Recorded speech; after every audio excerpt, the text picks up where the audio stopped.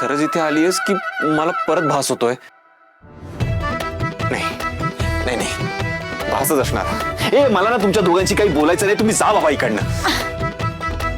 Sir, सराव हे काय ऐकते मी? तुम्हाला माझा भास होतोय? वा, म्हणजे आता भास होत असताना तू बोलायला पण लागली असत. वा वा, इंद्रा इंद्रा, काहीतरी मेजर गडबड झाली, तुला कळत कसं नाहीये रे? तू एक मिनिट, तू खरंच इथे आली आहेस की मला परत भास होतोय? मला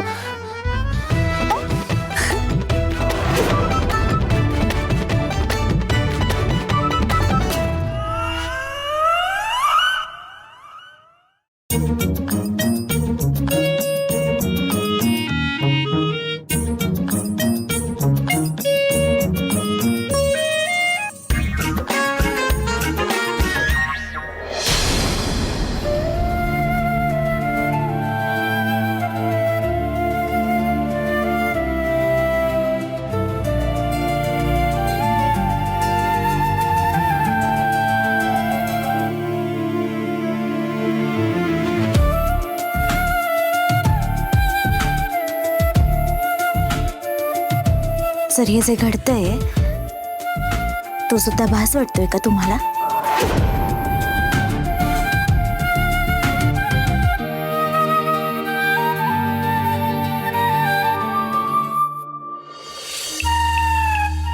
काय झालं सर? हा, ठीक आहात ना तुम्ही? हो, मी फाईन, मी ठीक आहे. मग असं एकट्यातच का बडबडत होतात? मी नाही अगं, मी कुठे काय, मी नव्हतो काही बोलत. चला बर का, तुम्ही कोणाला तरी म्हणत होतात की तू मला आता काही ऐकू नकोस. कोणाशी बोलत होतात? अच्छा, ते ऐकलंस का तू? का नव्हतं ऐकायचं का? आता ठीक आहे, तू ऐकलंस तर ते म्हणजे हा, आठवलं मला. मी क्लायंटशी कसं बोलायचं, त्यांना काय रिप्लाय करायचं ह्याचा थोडा विचार करत होतो. तसं बोलून गेलो असेल काहीतरी. ते सोड ना, ते इम्पॉर्टंट नाहीये. मला सांग, बुवा आता गेले तेव्हा जाताना काही बोलणं झालं तुझं त्यांच्याशी? त्यांना जरा वाईटच वाटलं, पण मी बोलले त्यांच्याशी, समजवलं मी त्यांना. वाईट तर वाटणारच ना. उर्मिला वहिनीनं खूप चुकीचं वागलं त्यांच्याशी, असं नाही करायला पाहिजे होतं त्यांनी. आणि तुलाही वाईट वाटलं असेल ना? हे बघ, आय एम एक्स्ट्रीमली सॉरी. म्हणजे मी मान्य करतो की बुवांचा ना अपमान नाही झाला पाहिजे होता. नाही अहो सर, तुम्ही काय सॉरी म्हणताय? तुमचं काय चुकलंय? अहो, तुम्ही कधीच वाईट वागला नाही आहात त्यांच्या बरोबर, उलट नेहमी जपलंय त्यांना. त्यांना ना खूप विश्वास आहे तुमच्यावर. आणि तुझा? बोल ना. म्हणजे तुझा विश्वास आहे की नाहीये माझ्या?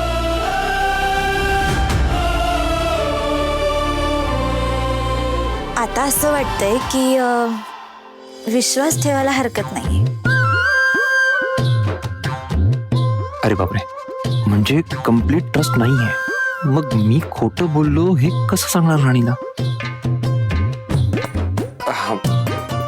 ओके, म्हणजे मी काय म्हणतो, मला असं एक्झॅक्टली तुला माझ्यावर किती विश्वास आहे सांगू शकतेस का? म्हणजे for example, if I tell you something, तू लगेच विश्वास ठेवशील माझ्यावर की थोडा टाइम लागेल तुला? म्हणजे आता असं लगेच कसं विश्वास ठेवणार ना, वेळ तर लागेलच. ही तर गंमत करते माझी. ही काही माझ्याशी क्लिअर बोलणार नाहीये. माझं म्हणणं हिच्यापर्यंत पोहोचवायला कोणाची तरी हेल्प घ्यावी लागेल. पण कोणाची हेल्प घेऊ? येस, राणीचा जवळचा फ्रेंड गोट्या. त्याला मी सांगूच शकतो.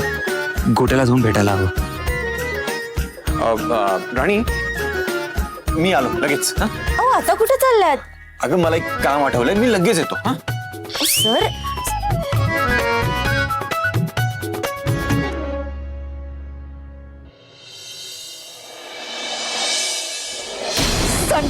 संताप होतोय माझा. काकी, बघितलंच नाही ना कसा वागला ते? उर्मिलाला घरात घेत नव्हता. त्या राणीमुळे पूर्ण चेंज झालाय तो. तो कसा होता, काय होता आणि आता एक्स्ट्रीम चेंज झालाय. मला तर त्या राणीच्या कानाखाली वाजवावं असं वाटत होतं. दिवसेंदिवस तिची हिंमत वाढत चालली.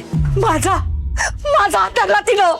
सर तुम्ही जाम बदललाय बरं का, म्हणजे एकदम डेंजर बदल झालाय तुमच्यात. हा आय नो. म्हणजे तुला खरं सांगू, हा जो बदल आहे ना माझ्यात, तो राणीमुळेच झालाय. राणीने मला असं खऱ्या अर्थाने हसून जगायला शिकवलं. या बोरिंग इंद्रजितच्या लाईफमध्ये खूप हॅपनिंग आणि इंटरेस्टिंग गोष्टी घडवल्या तिथे. राणी खरंच खूप इंटरेस्टिंग आहे रे. गोड आहे.